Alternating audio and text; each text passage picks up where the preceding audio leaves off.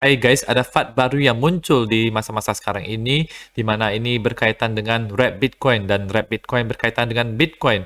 Kira-kira apa dampaknya, apa yang sebenarnya yang terjadi, itu yang akan kita bahas, dan ada juga soal technical analysis beberapa hal kita akan lihat juga untuk mengetahui kondisi pasar sekarang ini. Nama saya Kalibi dan saya menyajikan informasi seputar fundamental, technical, dan on-chain analysis. Tonton video ini sampai akhir agar informasi yang lengkap dan bermanfaat. Klik like dan subscribe untuk mendukung channel saya. Kita akan lihat dulu untuk Bitcoin di time frame weekly-nya. Untuk time frame weekly-nya hari ini adalah hari Sabtu. Dan terjadi peningkatan dibandingkan dengan minggu lalu. Masih dalam kondisi sideways di sini saja, jadi rentang 17.000 sampai ke 15.500-an. Dari indikator ini masih ada yang namanya bullish divergence-nya yang terbentuk di sini, dan kalau kita lihat ini sangat jelas sekali ya teman-teman, bullish divergence di weekly-nya, dan posisi MACD juga lagi dalam naik ke atas, tapi ini bahayanya adalah tidak terlalu kuat, melemah ya teman-teman, jadi bisa ada potensi untuk ke bawah lagi. Dan untuk ini market cipher-nya ini terakhir kali kita mendapatkan red dot, jadi itu cukup tidak terlalu baik, tidak terlalu bullish sebenarnya. Kalau untuk situasi ini MA-nya itu masih jauh sebenarnya, dan kalau kita lihat EMA ribbon juga ini masih jauh, tetapi pasti akan ada suatu saat di mana harga akan retest daerah EMA ribbon ini lagi. Sekarang EMA ribbon terbawah adalah di daerah sekitar 21.000, dan triple MA-nya itu MA 200-nya itu di 24.000, jadi sekitar 20.000. Kalau misalnya kita sudah mulai bullish lagi, mungkin itu adalah target-target pertamanya.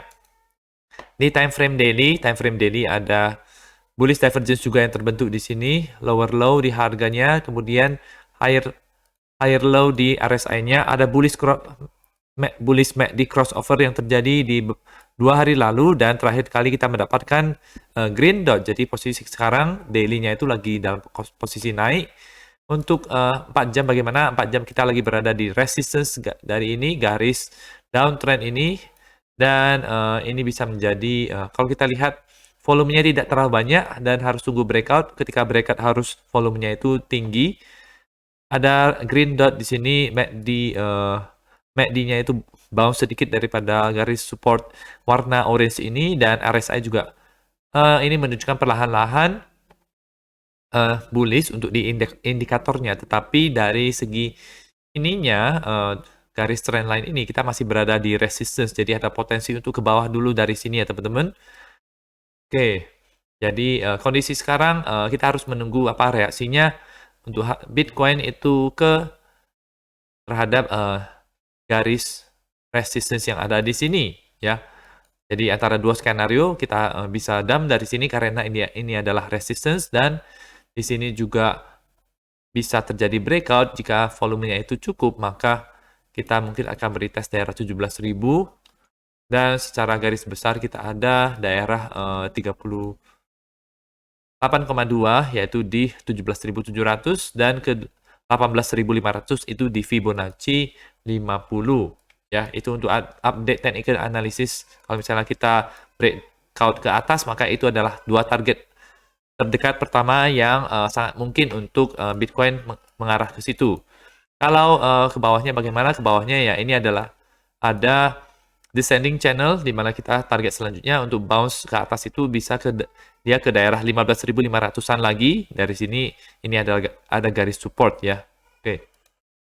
DXY bagaimana untuk sampai Jumat terakhir kemarin ini belum membuat new lower low ya, jadi masih ada kenaikan dari sini, masih sideways saja, belum terjadi perubahan apa-apa, harus tunggu hari Senin. Dan untuk DXY untuk saham kita lihat untuk weekly-nya itu cukup bagus ya teman-teman.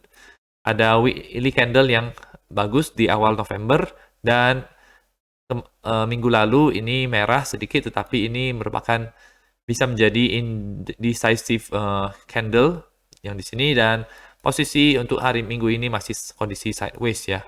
Tapi secara ini indikator ini semuanya ini cukup bullish. Dari market cipher bullish, ini MACD bullish, RSI berusaha untuk naik di atas 50, jadi belum terkonfirmasi semuanya.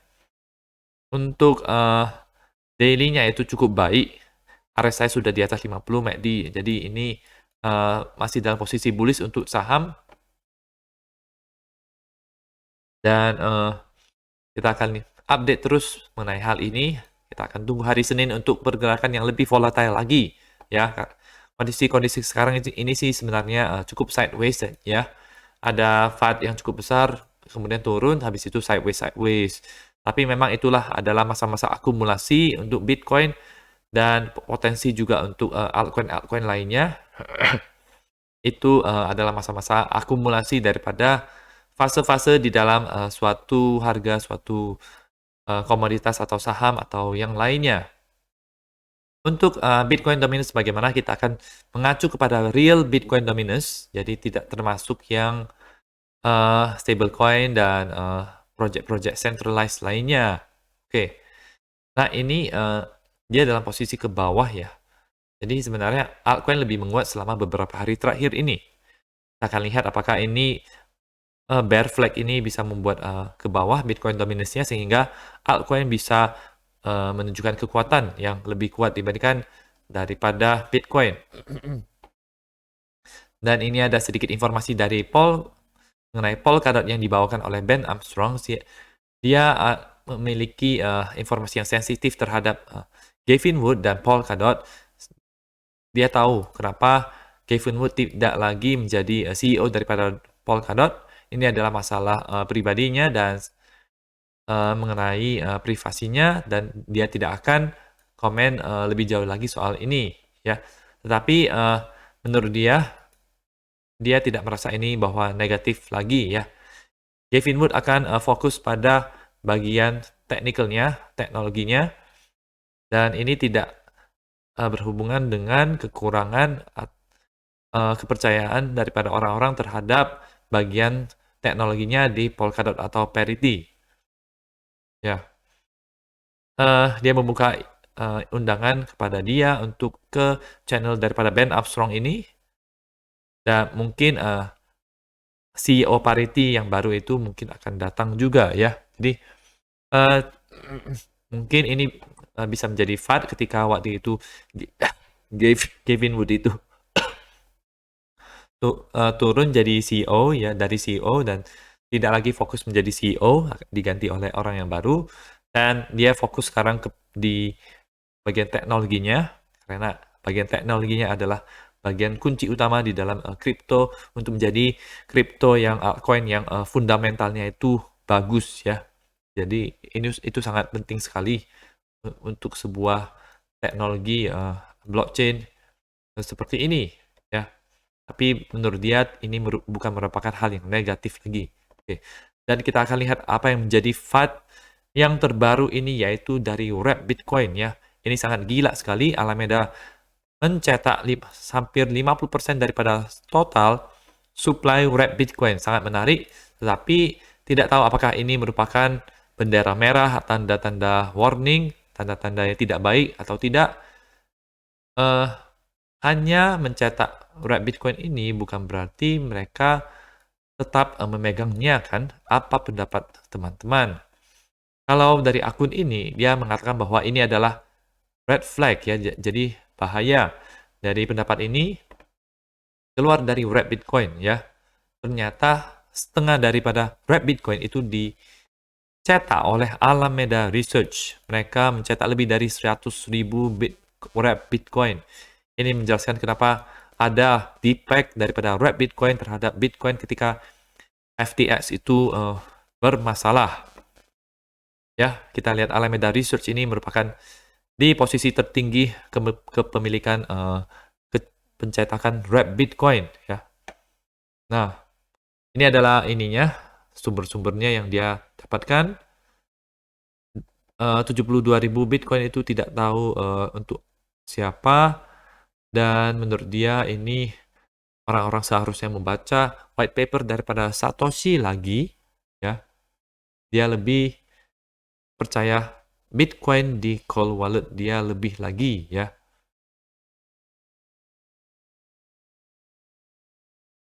Ya, setidaknya CEO daripada Wrap Bitcoin itu dia lebih yakin, lebih percaya diri tidak memblok dia. saya akan jadi saya akan menerimanya sebagai hal yang positif ya. Oke. Ya, jadi ini adalah hal yang positif secara ini saja dari blognya.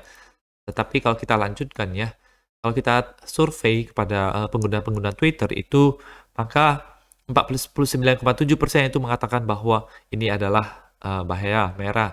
Lebih besar daripada ini 16,5% di daerah sini. Ini tidak termasuk ya teman-teman. Jadi sekitar kalau kita bandingkan ini 50 dibandingkan dengan 15, total misalnya 65, maka 70-80% mengatakan bahwa ini adalah bendera merah berbahaya sekali. Dan ini yang menyebabkan juga red Bitcoin itu di-peg daripada Bitcoin. Kita lihat bahwa harga Bitcoin 16.629 dan red Bitcoin itu berbeda sekitar 110 atau 110 poin. Harga asli 16.600 tapi red Bitcoin 16.500. Kalau kita bandingkan red Bitcoin dengan Bitcoin di sini, itu maka dia sempat turun ini sampai ke 0,98 per Bitcoinnya. Jadi memegang red Bitcoinnya itu nilainya lebih sedikit. Dan tadi pagi dini hari itu sampai ke 0,9852-nya, itu bisa jadi merupakan titik terendahnya. Tetapi sempat juga ini ada volatilitas yang biasa terjadi kalau misalnya di exchange. Ini cukup parah ya teman-teman. Kalau kita lihat yang di sini ini cukup dalam, itu sampai ke 0,19, sangat cukup wow juga menurut saya ya teman-teman. Dan ya begitulah kondisi sekarang ini. Dia berjalan perlahan-lahan karena adanya FUD yang terjadi daripada Alameda Research ini ya. Bahayanya lagi adalah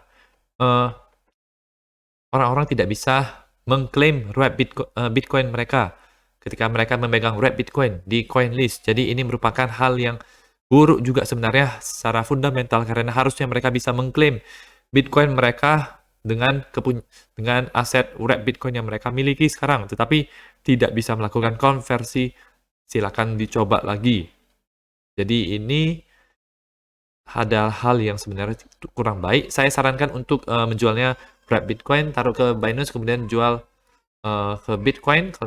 Ya tentu saja ngomongin soal harga susah ya, jadi timingnya entah apa akan naik lagi, tetapi entah apa bakal turun lagi ke daerah yang lebih bawah.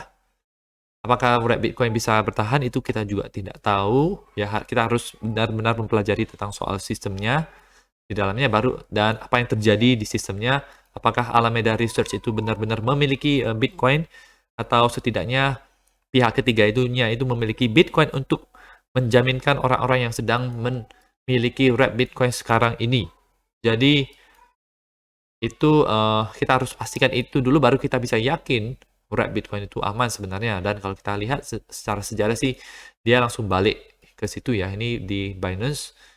Sedikit tips kalau misalnya mau trading untuk spekulasi aja, teman-teman bisa, kalau lihat ada yang seperti ini, maka teman-teman bisa kadang-kadang taruh untuk belanja red Bitcoin di 0,7, 0,5, 0,4, 0,3, nanti tiba-tiba nanti ini langsung balik ke 1 ya. Jadi ini semacam weak hunter ya, weak hunting. Ke bawah atas juga bisa untuk menjual red Bitcoin menjadi Bitcoin, dan itu adalah cara-caranya. Jadi teman-teman bisa, dan ini tidak bisa dilakukan setiap hari, ini beberapa